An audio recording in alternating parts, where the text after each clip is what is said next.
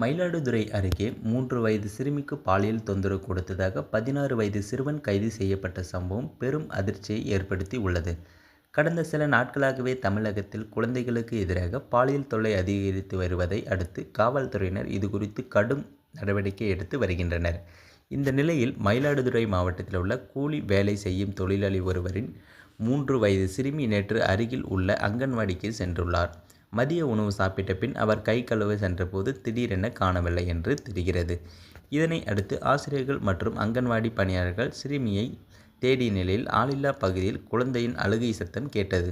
அங்கு சென்று பார்த்தபோது தலை மற்றும் முகத்தில் காயங்களுடன் உயிருக்கு போராடிய நிலையில் சிறுமி இருந்ததை கண்டு அதிர்ச்சி அடைந்தனர். இதையடுத்து காவல்துறையினர் வழக்கு பதிவு செய்து சிறுமியை மீட்டு தனது சொந்த செலவில் சிகிச்சைக்காக அரசு மருத்துவமனைக்கு கொண்டு சென்றனர். பின்னர் இதுகுறித்து விசாரணை செய்த போது அதே பகுதியில் வசிக்கும் 16 வயது சிறுவன் தான் இந்த சிறுமிக்கு பாலியல் தொல்லை கொடுத்தது தெரிய வந்துள்ளது. அதனை அடுத்து மகளிர் போலீசார் சட்டத்தின் கீழ் சிறுவன் மீது வழக்கு பதிவு செய்து கைது செய்ததோடு நீதிமன்றத்தில் ஆஜர்படுத்தி உள்ளனர். 3 வயது சிறுமிக்கு பாலியல் தொல்லை கொடுத்த சம்பவம் அந்த பகுதியில் பெரும் அதிர்ச்சியையும் பரபரப்பையும் ஏற்படுத்தியுள்ளது.